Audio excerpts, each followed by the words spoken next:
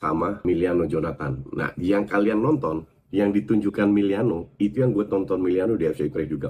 Gerakannya kalian lihat sendiri, ini definitely plus point. Untuk gue Emiliano winger kanan, fix. Untuk gue ya, dia menunjukkan dia punya speed, dia punya skill, dia bisa crossing, dia bisa shooting, dia bisa masuk ke dalam.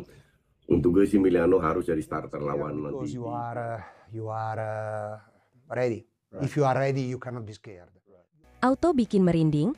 Baru kali ini wasit legendaris dunia buka suara blak-blakan soal kepemimpinan pengadil lapangan di laga Timnas Indonesia versus Lebanon. Komentarnya pedas, tegas, dan bikin geger seluruh pecinta sepak bola. Laga FIFA Matchday 2025 antara Timnas Indonesia melawan Lebanon di Stadion Gelora Bung Tomo Surabaya benar-benar menyita perhatian publik. Pertandingan yang berakhir imbang 0-0 ini seharusnya berjalan biasa saja, namun justru meninggalkan jejak kontroversi yang membuat para pecinta sepak bola tanah air bergejolak. Insiden paling mencolok datang dari menit ke-53 ketika Emiliano Jonathan, pemain naturalisasi anyar Timnas Indonesia, dijatuhkan di kotak penalti setelah bajunya jelas-jelas ditarik oleh bek Lebanon. Ribuan pasang mata menyaksikan kejadian itu, namun sang wasit tak bergeming dan membiarkan permainan tetap berjalan. Kontroversi itu langsung menyulut reaksi keras dari berbagai pihak, termasuk sosok legendaris Pierluigi Collina. Mantan ketua Komisi Wasit FIFA itu secara terbuka mengkritik keputusan wasit yang dinilainya merugikan Indonesia. Menurutnya, pelanggaran itu sudah sangat jelas dan tak bisa ditawar lagi. Collina bahkan menegaskan bahwa keputusan-keputusan seperti ini berpotensi merusak integritas sepak bola. Ia menilai keadilan adalah pondasi utama dalam sebuah pertandingan, dan jika wasit gagal menjaga konsistensinya, maka sepak bola bisa kehilangan rasa kepercayaannya di mata pemain dan supporter. Komentar Collina ini sontak jadi sorotan besar di media internasional.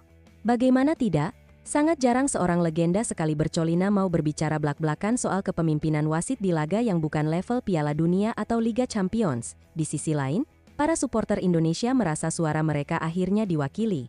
Mereka menilai ucapan Collina adalah bukti bahwa protes mereka selama ini bukan sekadar emosi, melainkan memang ada dasar kuat bahwa Timnas Garuda dirugikan. Tidak hanya Collina, sejumlah pengamat lokal juga ikut bersuara.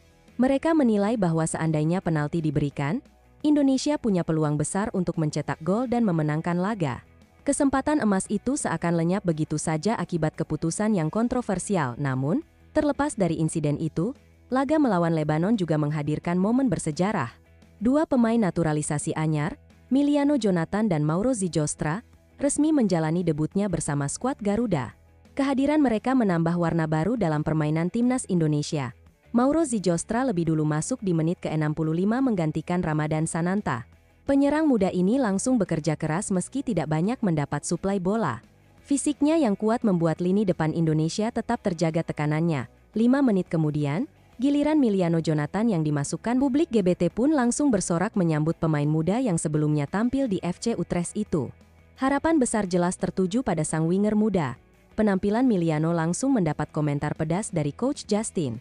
Pandit sepak bola yang terkenal blak-blakan ini menilai bahwa Emiliano masih terlihat hati-hati dan belum sepenuhnya berani mengambil risiko dalam permainan. Meski begitu, Coach Justin menegaskan bahwa kualitas Emiliano sangat cocok untuk posisi sayap kanan. Ia punya kecepatan, kemampuan dribble, serta umpan silang yang bisa sangat berguna dalam skema serangan Timnas Indonesia. Bahkan, Justin merekomendasikan agar Emiliano dipasang sebagai starter saat Indonesia melawan Irak dan Arab Saudi di ronde keempat kualifikasi Piala Dunia 2026. Menurutnya, Emiliano punya kapasitas untuk memberi dampak besar sejak awal pertandingan. Justin juga menceritakan perkembangan Emiliano di FC Utrecht. Ia sempat kesulitan beradaptasi pada awal tahun, namun kemudian menunjukkan grafik peningkatan signifikan di laga-laga pramusim. Hal ini menjadi bukti bahwa pemain muda ini punya potensi besar jika diberi kesempatan lebih. Tidak hanya Emiliano, Coach Justin juga menilai Mauro Zijostra memiliki masa depan cerah. Meski debutnya tidak terlalu menonjol, ia menunjukkan etos kerja tinggi dan fisik yang siap bersaing di level internasional. Sementara itu, kabar gembira datang dari Rafael Struijk. Penyerang muda ini akhirnya berhasil memutus rekor buruk tak mencetak gol selama hampir 1 tahun.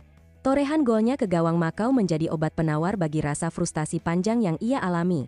Sejak hijrah ke Brisbane Roar, Rafael memang kesulitan menunjukkan performa terbaik. Ia hanya mencetak 1 gol dari 13 penampilan, dan sisanya lebih sering duduk di bangku cadangan. Situasi itu membuat kepercayaan dirinya anjlok drastis. Di Timnas Indonesia pun, Rafael sempat terpinggirkan. Pelatih Patrick Clifford lebih sering memberikan kesempatan kepada striker lain. Hingga akhirnya ia didemosi ke timnas U23 untuk mencari kembali sentuhan terbaiknya. Perjalanan Rafael di U23 pun tidak mudah. Ia sempat jadi sasaran kritik saat gagal mencetak gol melawan Laos. Namun akhirnya, saat melawan Makau, ia berhasil mencetak 1 gol dan 1 assist. Itu menjadi titik balik kebangkitannya. Gol tersebut bukan hanya mengembalikan kepercayaan dirinya, tetapi juga memberi sinyal positif bagi timnas Indonesia bahwa Rafael masih bisa diandalkan untuk masa depan. Di sisi lain, cerita menarik juga datang dari timnas Malaysia U23. Mereka nyaris mengulangi skenario buruk seperti di Piala AFF U23 2025, di mana mereka gagal lolos dari fase grup setelah ditahan imbang oleh Indonesia. Pada kualifikasi Piala Asia U23 2026, Malaysia kembali menghadapi jalan terjal. Setelah kalah tipis dari Lebanon, mereka hanya bisa menaruh harapan besar pada laga terakhir melawan Thailand yang berstatus tuan rumah grup. Pelatih Malaysia, Nafuzi Zain, mengakui bahwa situasinya mirip dengan apa yang mereka alami di Piala AFF U23. Ia bahkan menegaskan bahwa satu-satunya cara bagi timnya untuk lolos adalah dengan mengalahkan Thailand. Namun tentu saja, menumbangkan Thailand di kandangnya sendiri bukan perkara mudah. Harimau Malaya Muda dituntut tampil habis-habisan dan mengerahkan seluruh kemampuan terbaik mereka jika ingin menciptakan kejutan. Kisah perjuangan Malaysia ini secara tidak langsung mengingatkan publik Indonesia bahwa persaingan di level Asia Tenggara masih sangat ketat. Tidak ada tim yang bisa dianggap remeh, dan setiap pertandingan bisa menjadi batu sandungan. Kembali ke laga Indonesia melawan Lebanon, meski berakhir imbang, ada banyak pelajaran yang bisa dipetik. Timnas Garuda menunjukkan semangat juang tinggi meski keputusan wasit tidak berpihak. Kehadiran pemain-pemain baru seperti Miliano Jonathan dan Mauro Zijostra memberi harapan bahwa timnas Indonesia punya regenerasi yang kuat. Mereka tinggal butuh waktu adaptasi dan jam terbang untuk bisa benar-benar menjadi tulang punggung tim. Supporter Indonesia pun tetap optimis. Mereka melihat bahwa tim ini sedang menuju arah yang benar dengan kombinasi pemain lokal dan naturalisasi yang semakin solid. Meski masih ada kekurangan, potensi besar sudah terlihat jelas dan tentu saja, komentar keras Pierluigi Collina menjadi alarm bagi FIFA agar lebih memperhatikan kualitas wasit di laga internasional. Indonesia berhak mendapatkan keadilan, sama seperti tim lain di dunia.